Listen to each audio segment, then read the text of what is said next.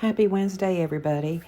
I just thought I'd show you real quick. I had an order I was working on, and instead of shading the edges on these extra large button ornaments, I just use a dry brush technique. You can use any kind of brush. I like this Paint Pixie brush called Piccola, but you can use any kind of scruffy brush. So I'm just taking some white paint called Cream Puff, and I'm just putting a little bit on the end of my brush and then dabbing most of it off on my towel. And then I go up and down and then back and forth, and it gives it a real nice faded look. It's just something easy you can do, and it will change the whole look of your item. You can see the difference in color that I showed at the beginning.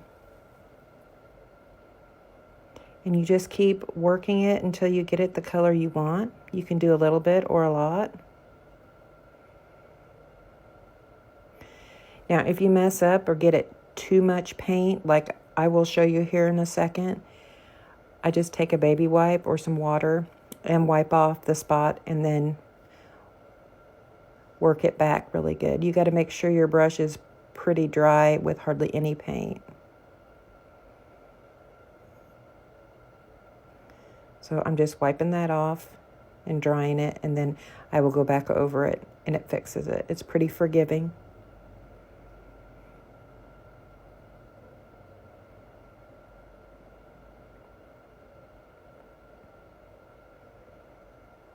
I made some of these for my tree, but they're in dark brown.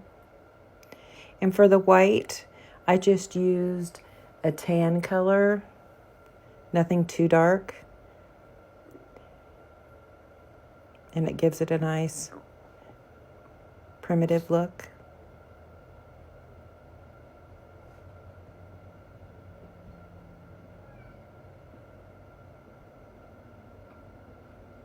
So now I'm just using some art glitter glue, and I'm going to glue my pieces. And if you get a little glue on the outside, I just take a wet paintbrush and wipe it off, but it does dry clear.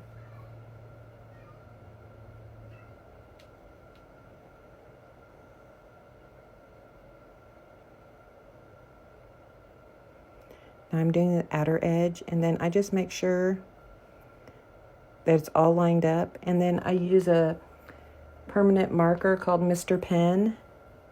It's a chisel tip, and it just goes around the edge if you don't paint your edges and cleans up any mess. Now I'm just taking a faux leather cord and doing a simple hanger.